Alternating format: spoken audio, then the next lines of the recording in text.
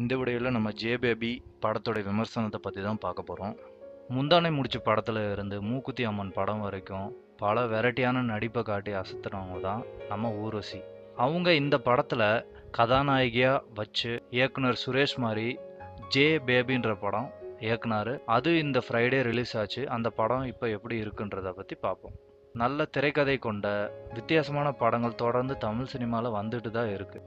ஆனால் ஒரு பெரிய ஹீரோ நடிச்சிட்டாருன்னா அந்த படம் நல்லா இருக்கா இல்லையா அப்படின்லாம் யோசிக்காமல் திரையரங்குக்கு போய் அந்த படத்தை பார்க்குறாங்க.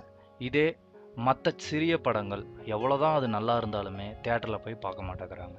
மலையாளத்தில் மஞ்சுமல் பாய்ஸ்ன்ற ஒரு படம் சக்கப்போடு போட்டுட்ருக்கு. அது இப்போ இருக்கிற ட்ரெண்டையே அது சேஞ்ச் பண்ணியிருக்குன்னே சொல்லலாம். அதே மாதிரி இந்த ஜே பேபி படமும் உண்மை கதை மையமாக கொண்டு தான் எடுத்திருக்காங்க. இது ஒரு எமோஷ்னல் ஃபேமிலி ட்ராமா. இந்த படம் எந்தளவு இருக்குது அப்படின்றத பற்றி நம்ம இந்த வீடியோவில் பார்க்கலாம். மனநலம் சற்றே பாதிக்கப்பட்ட பேபி ஊர்வசி அவர்கள் தன்னால் குடும்பத்தில் யாருக்கும் தொல்லை வந்துடக்கூடாதுன்னு சொல்லிட்டு வீட்டை விட்டே வெளியேறிடுறாங்க. போலீஸ் ஸ்டேஷனில் இருந்து அட்டகதி தினேஷ்க்கும் லொல்லுசபா மாறனுக்கும் ஒரு கால் வருது. அங்கே போனால் இன்ஸ்பெக்டர் இவங்க 2 பேர்த்துக்கிட்டே விசாரிக்கிறாங்க. உங்கள் அம்மா எங்கன்னு சொல்லி விசாரிக்கிறாங்க. 2 பேருமே தெரியலன்ற மாதிரி சொல்கிறாங்க. இதை கேட்ட இன்ஸ்பெக்டருக்கு ரொம்பவே கடுப்பாயிருது. கொஞ்ச நேரத்திலேயே ஊர்வசி அவர்கள் கொல்கத்தாவில் இருக்கிறாங்கன்னு சொல்லி ஒரு தமிழர் கால் பண்ணுறாரு. இதனாலேயே அந்த இன்ஸ்பெக்டர் இவங்க 2 பேர்த்துக்கிட்டே ஸ்ட்ரிக்டாக சொல்கிறாரு, வந்தால் நீங்கள் உங்கள் அம்மாவோட தான் வரணுன்ற சொல்லி ஸ்ட்ரிக்டாக சொன்னதுமே இவங்க ஊர்வசியை தேடி போய் கூட்டிகிட்டு வந்து சேர்ந்தாங்களா இல்லையா அப்படின்றத மீதி கதை. நான் முதல்ல சொன்ன மாதிரி ஜே பேபின்றது ஒரு உண்மையான கதை.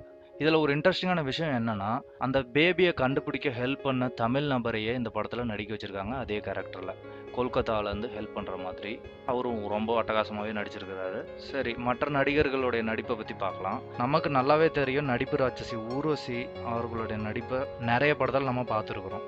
காமெடி கேரக்டரில் சிரிச்சுக்கிட்டே பேசுகிற அம்மாவும் நம்ம பார்த்துருக்குறோம். அதே மாதிரி சூரரை போட்டுருல சென்டிமெண்ட்டான அம்மாவாக நடித்ததையும் நம்ம பார்த்துருக்குறோம். அதே மாதிரி இந்த படத்துலையும் நல்லாவே ஸ்கோர் பண்ணியிருக்கிறாங்க. சில சீன்ஸ்லாம் பார்த்திங்கன்னா கண்டிப்பாக நமக்கே கண்ணீர் வந்துடுதுங்க. இன்னொரு விஷயம் பார்த்தீங்கன்னா, ஃபர்ஸ்ட் ஆஃப் வரைக்கும் ஊர்வசியை பெருசாக காட்டவே மாட்டாங்க. அதை பாட்டு நவுந்துகிட்டே இருக்கும், இங்கேயும் அங்கேயும் மூவ் ஆகிட்டே இருக்கும்.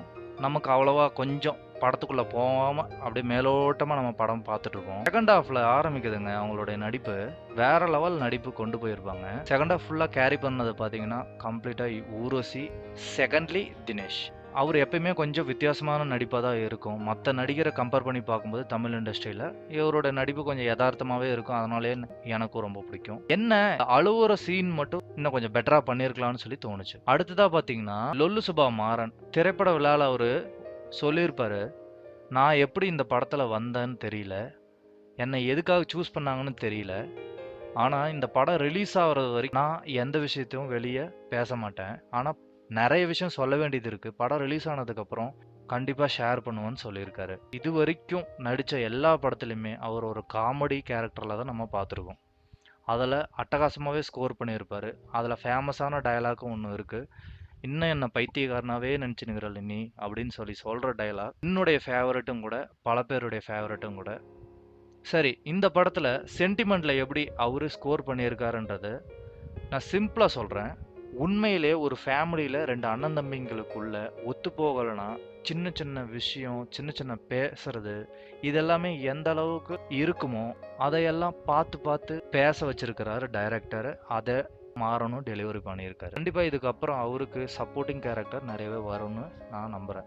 என்னதான் மனநலம் பாதிக்கப்பட்ட அம்மாவாக இருந்தாலுமே, குடும்பத்தில் எவ்வளோ பிரச்சனை இருந்தாலும் வறுமை இருந்தாலுமே மகனுங்க அம்மாவை விட்டுறக்கூடாது அப்படின்னு சொல்லிட்டு தேடி போய் அவங்கள கண்டுபிடிச்சி கூட்டிகிட்டு வர கதையை சூஸ் பண்ண டைரக்டர் கண்டிப்பாக பாராட்டுக்குரியவர். ஏன்னா இந்த ஒரு சிம்பிளான கதையை எடுத்துக்கிட்டு மக்கள்கிட்ட அம்மாவுடைய முக்கியத்துவத்தை உணர்த்தணுன்றதுக்கோசரம் ரொம்பவே முயற்சி செஞ்சு இந்த படத்தை டைரக்ட் பண்ணதுக்கு கண்டிப்பாக மக்கள் இந்த படத்துக்கு ஆதரவு தந்தே ஆகணும்னு நான் சொல்லுவேன். படத்துடைய நெகட்டிவ் அப்படின்னு சொல்லி பார்த்தோம்னா நிறைய நெகட்டிவ் சொல்லி இந்த படத்தை நான் கெடுக்க விரும்பலை. ஏன்னா இது ஒரு தரமான படம்னே நான் சொல்லுவேன். மியூசிக் கொஞ்சம் கை கொடுக்கல, தென் கொஞ்சம் லைட்டிங்லாம் கொஞ்சம் கம்மியாக இருந்தது. தென் நீங்கள் தேட்டர் விட்டு வெளியே வரும்போது அழுதுகிட்டு தான் வெளியேறுவீங்க, அதில் டவுட்டே கிடையாது. உங்கள் பிள்ளைங்களுக்கு அப்பா அம்மாவுடைய முக்கியத்துவத்தையும் நம்ம மறந்த சில விஷயங்களையும் ஞாபகப்படுத்துகிற மாதிரி இந்த படம் அமைஞ்சிருக்கு. திரைக்கதை, நடிகர்கள், டைரக்டருடைய ஒரு எஃபர்ட், இது எல்லாத்துக்காகவுமே இந்த படம் பார்க்கலாம். இன்கேஸ் இந்த படத்தை நீங்கள் பார்த்துருந்தீங்க ஆல்ரெடி அப்படின்னா கமெண்ட் பாக்ஸில் மென்ஷன் பண்ணுங்கள். இந்த வீடியோவை பார்த்ததுக்கு ரொம்பவே நன்றி.